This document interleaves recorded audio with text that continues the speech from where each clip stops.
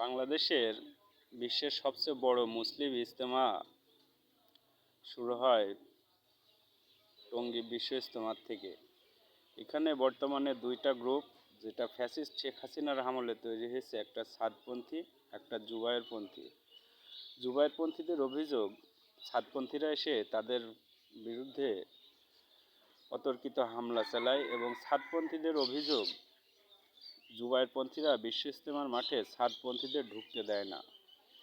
যে দুটোই মুসলিম গ্রুপ, দুটোই মুসলিম আলেম ওলামা, অথচ এরা বাংলাদেশে এমন একটা পরিস্থিতির সৃষ্টি করতে চাচ্ছে যেটা অ্যাকচুয়ালি ভারতের লাভ হয়েছে। ভারত যেহেতু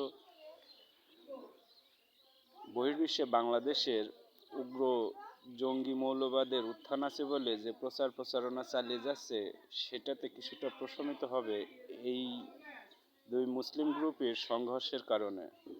যে সংঘর্ষটা আসলে এই মুহূর্তে প্রয়োজন না। দুইটা গ্রুপই তাদের যে আছে, মিশনটা আছে, তারা মানুষকে ধর্ম প্রচার করে থাকে এবং ঈমান পাকাপোক্ত করার উদ্দেশ্যে তারা দাওয়াতি কার্যক্রম চালায়। এখন দেখুন এদের ঈমানটা কত বড়, যে একজন মুসলিম আর একজন মুসলিমকে সহ্য করতে পারে না।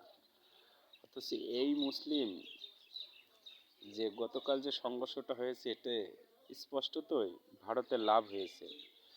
কারণ ভারত এটা বহির্বিশ্বকে বোঝাতে চাচ্ছে যে বাংলাদেশে এখনো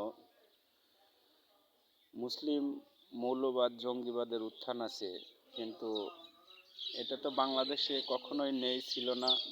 কিন্তু এটা যে আমাদের মুসলিম দুই গ্রুপ তারা যে সংঘর্ষ লিপ্ত হয়েছে, তাতে অনায়াসে ভারতীয় মিডিয়া যেভাবে মিথ্যা প্রচার প্রপাগান্ডা চালাচ্ছে, তাতে এই মুসলিম সম্প্রদায়ের হামলা নিয়ে সাদ গ্রুপ এবং জুবায়ের গ্রুপের হানাহানি নিয়ে তারা বহির্বিশ্বকে জানাবে যে বাংলাদেশে এটা একটা জঙ্গি উত্থান।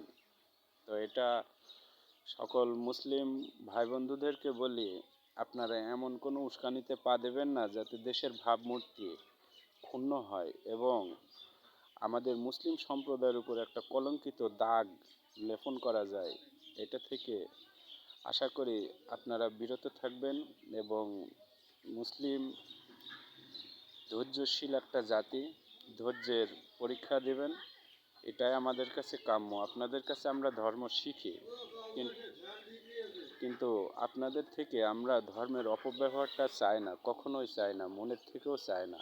আপনারা একটু সামঞ্জস্যতায় সকলে মিলেমিশে একসাথে কাজ করুন। ধন্যবাদ।